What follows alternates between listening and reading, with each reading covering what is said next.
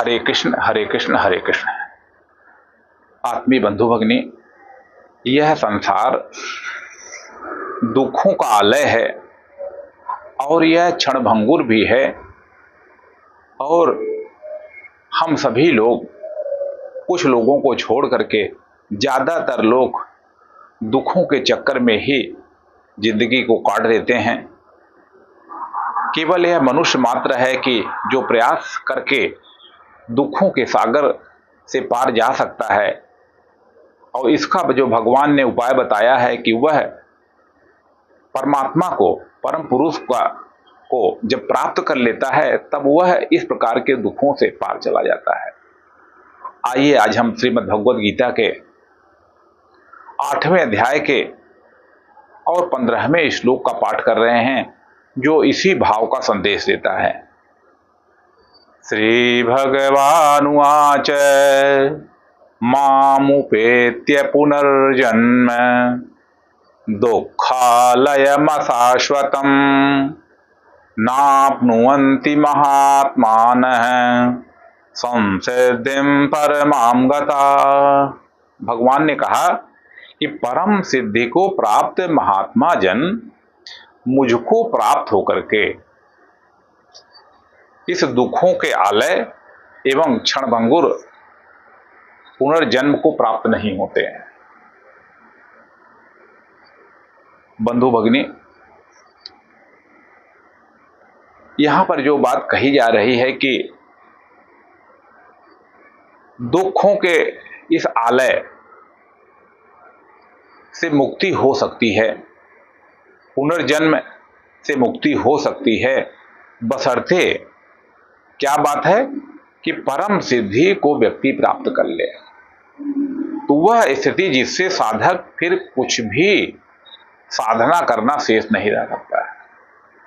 सामान्यतः हम सब लोग कुछ प्राप्त करने के लिए, किसी साध्य के लिए निरंतर प्रयास करते रहते हैं। कोई न कोई हम सबका लक्ष्य है और वह लक्ष्य कभी मिलता है, कभी नहीं मिलता है। लेकिन जो व्यक्ति परमात्मा को प्राप्त कर लेता है, अब उसके लिए कोई भी चीज प्राप्त करने के लिए शेष नहीं रह सकती है।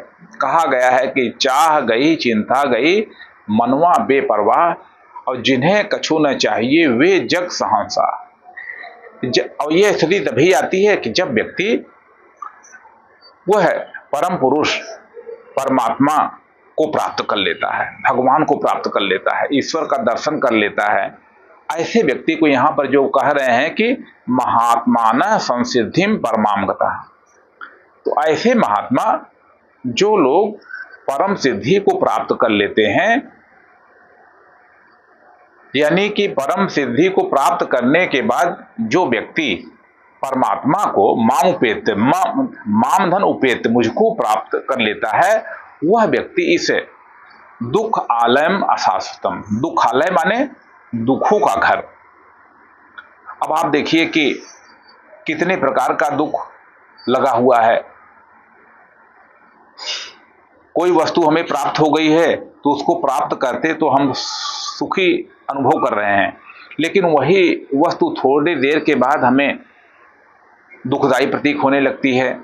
वस्तु का रूपांतर या उसके संबंध में जब भाव हमारा बदल जाता है तब हम दुखी हो जाते हैं। एक मोबाइल जब आप नया लाए तो वह आपको आनंद दे रहा था, लेकिन वही मोबाइल 2 साल के बाद हैंग करने लगा, अब वही मोबाइल आपको दुख देने लगा। ऐसे ही वस्त्र के बारे में है, वस्त्र के बारे में है, संबंधों के बारे में है कि एक ही संबंध में कभी कभी आदमी ऊब सा जाता है। तो ये जो पुनर्जन्म है, ये वास्तव में दुखों का घर है, क्षणभंगुर है। अब आप देखिए, बड़ा चिंतन का बात है कि ये पुनर्जन्म किसका होता है। क्या पुनर्जन्म हमारे आत्मा का होता है या मेरा होता है?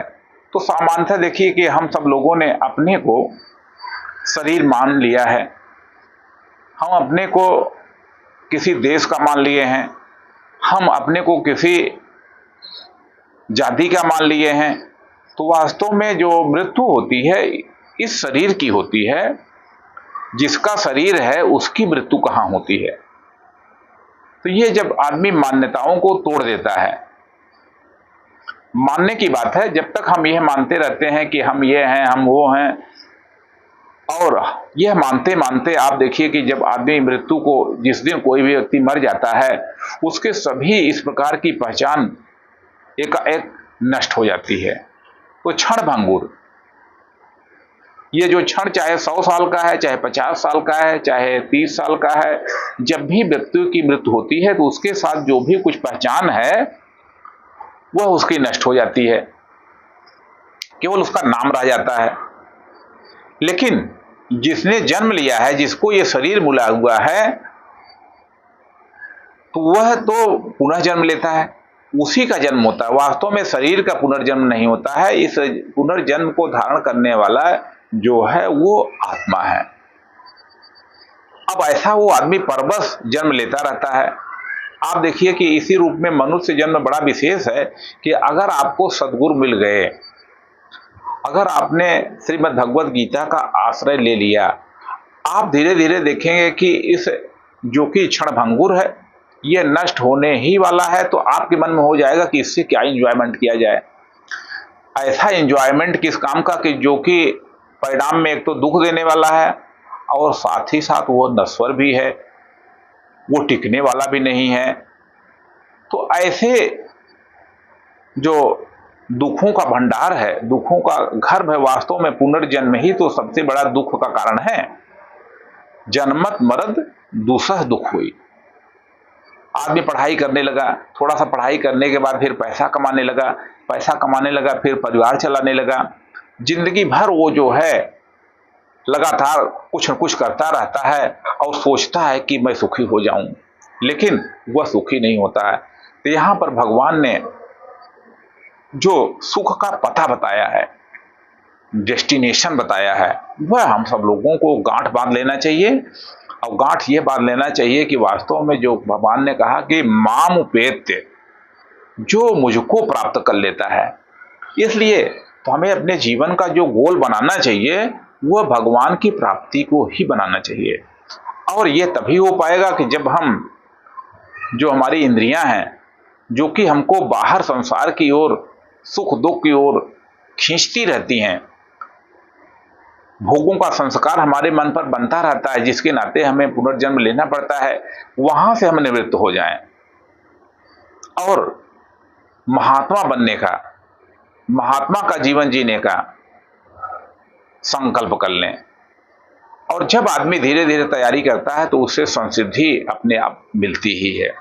और जब संसिद्धि मिलती है तो वह पराम गताम कथा, वह परमात्मा को, जो सर्वश्रेष्ठ है, जो सर्वोच्च है, उससे बड़ा कोई पद नहीं, उससे बड़ा कोई शांति का स्थान नहीं, उससे बड़ा कोई उद्देश्य नहीं, जब उसको आदमी प्राप्त कर लेता है तो वो आदमी ठहर जाता है। और यह सब इसी जीवन में ही संभव है।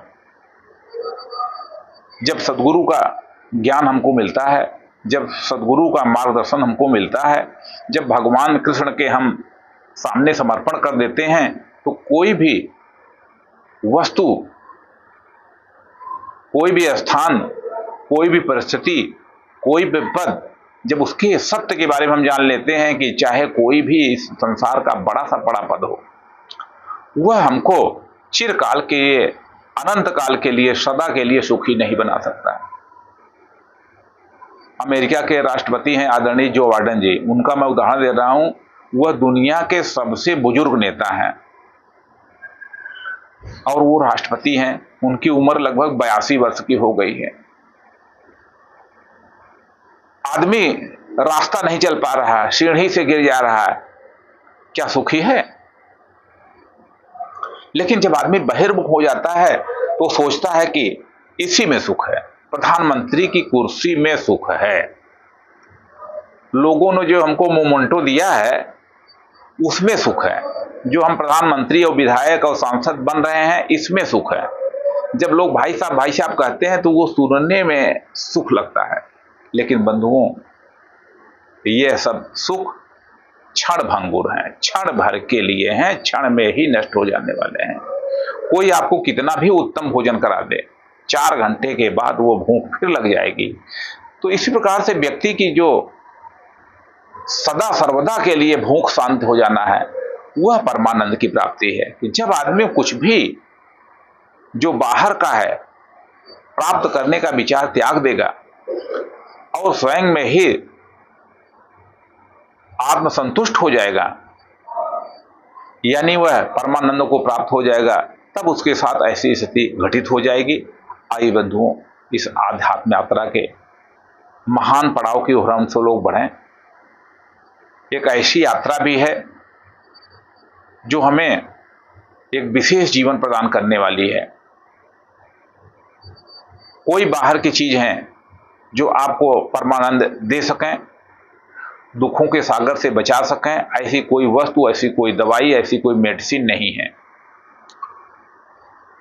और मेडिसिन के बाद भी आप लगातार बीमार बने रहेंगे। इसलिए जो चिंतन की दवा है, जो चिंता मुक्त होने की दवा है, वह ईश्वर और भगवान के चरणों में मन लगाने को हो। भगवान ने इसी नाते कहा 12वें कि मय्येव मन आधस्व बुद्धि मयि निवेशय। हे अर्जुन, तुम मुझ में ही अपने मन और बुद्धि को लगाओ। तो हम भी अपने मन और बुद्धि को इस संसार के जो वीडियो है, जो रील्स है, जो खाना है, जो आम है, जो मिठाई है, जो वस्त्र है, इसमें से हटा करके धीरे धीरे प्रयास करें कि सच में आत्मा का साक्षात करके आदमी परम संतुष्ट हो जाएगा, परम संसिद्धि को प्राप्त हो जाएगा। और फिर उसे जब कोई संस्कार बचेगा ही नहीं तो पुनर्जन्म किसका होगा। वास्तव में अगर किसी व्यक्ति ने बैंक से लोन नहीं लिया है तो बैंक के लोग क्यों वसूली करने आएंगे। बैंक के कर्मचारी लोन वसूली के लिए वहीं जाएंगे जिसने बैंक से लोन लिया है। तो जो व्यक्ति संसार से सुख लिया ही नहीं है तो संसार के सुख बताइए उसको परेशान करने के लिए क्यों आएंगे, संसार के दुख उसको परेशान करने के लिए क्यों आएंगे। इसलिए भोगमय जीवन का त्याग कर आध्यात्म के पथ पर हम भारत को एक महान शक्तिशाली राष्ट्र के रूप में रूपांतरित करने के लिए, विश्व का मित्र बनने के लिए, मानव कल्याण के लिए, जगत के हित के लिए और स्वयं के मोक्ष के का लक्ष्य लेकर के हम सब लोग नित्य गीता स्वाध्याय करें। इतनी बात कहकर